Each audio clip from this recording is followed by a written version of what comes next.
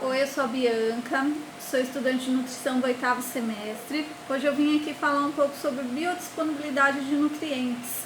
Como suprir as necessidades dos nutrientes na dieta e como melhorar essa biodisponibilidade.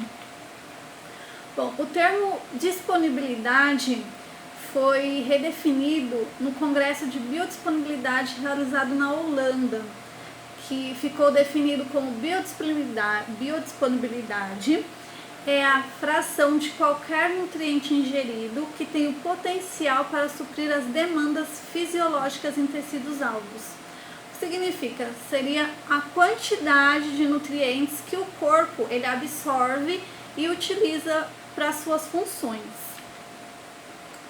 No Congresso de Biodisponibilidade em 2001 foi discutido 3 considerações importantes e aspectos da biodisponibilidade.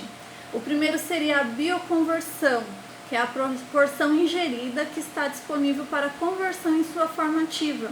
E seria o quanto de nutriente, quando a gente ingere, que a gente vai utilizar. A bioeficiência, ela se refere à eficiência no qual os nutrientes são ingeridos e absorvidos. Então, seria o quanto que esse nutriente vai estar disponível para a gente estar utilizando. A bioeficiência é a porção da forma ativa convertida nutriente-alvo e absorvida pelo tecido. Então, seria o quanto de nutriente que vai estar disponível para o nosso organismo e o quanto desse nutriente que o organismo vai utilizar para as funções dele, né? Como os órgãos que é necessário. Então, vamos falar um pouco também sobre os fatores que interferem essa biodisponibilidade. A cocção dos alimentos, ela interfere. O preparo influencia muito. A partir do momento que a gente corta um nutriente, que a gente tira uma casca, um alimento, a gente tira uma casca de um alimento, a gente já interfere na disponibilidade deste alimento. As gorduras, alguns alimentos precisam ser combinados com gorduras, como as vitaminas lipossolúveis. Então, alimentos como peixes, ovos, fígados, eles necessitam da gordura para poder ser absorvido pelo organismo. As reservas do organismo também, elas interferem muito. Geralmente o organismo ele absorve mais quando as suas reservas estão diminuídas e menos quando estão aumentadas. O excesso também de alimento que a gente consome, ele também interfere bastante, porque o excesso de nutriente, ele interfere com os outros nutrientes. Os fatores genéticos também interferem bastante. Tem algumas doenças genéticas, eu coloquei alguns exemplos aqui de algumas doenças, que é a hemacromatose, ela ocorre o aumento da absorção de ferro. A acromartite ateropática, ela é uma desordem genética que leva à deficiência de zinco. Existe alguma dificuldade na absorção desse mineral nessa doença.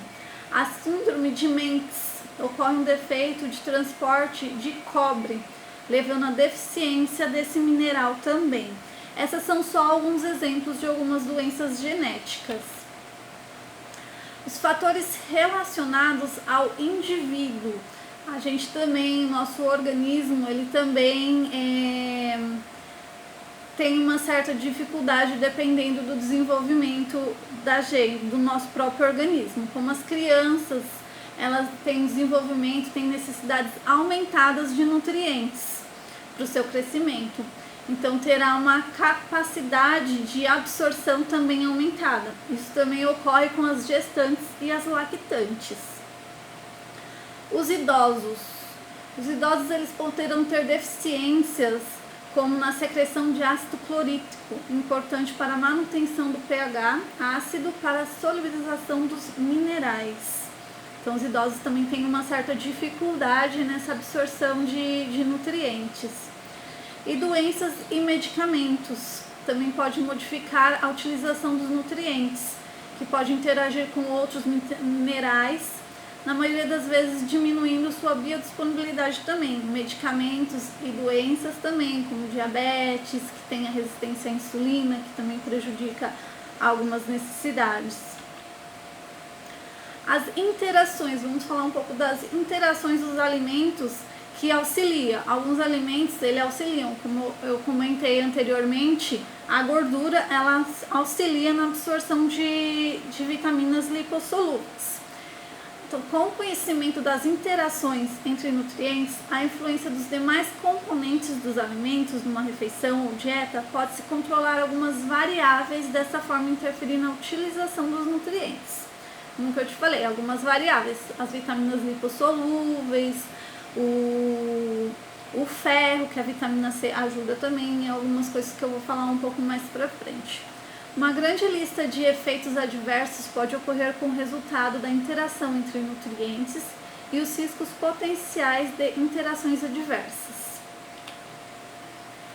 Bom, apesar das limitações nutricionais apresentadas pelas proteínas e vegetais, pode-se enfatizar que na dieta normal de um indivíduo, vários tipos de alimentos são consumidos simultaneamente, podendo ocorrer um efeito complementar em termos de aminoácidos essenciais. Dessa forma, uma mistura adequada de cereais como arroz, trigo e milho com leguminosas, feijão, soja ou ervilha, consumidas em uma mesma dieta, em proporções balanceadas, poderia apresentar valor nutricional do ponto de vista proteico, equivalente àquele apresentado nas proteínas animais. Então, a proteína animal, ela é uma proteína completa, porém a vegetal, ela não é uma proteína completa.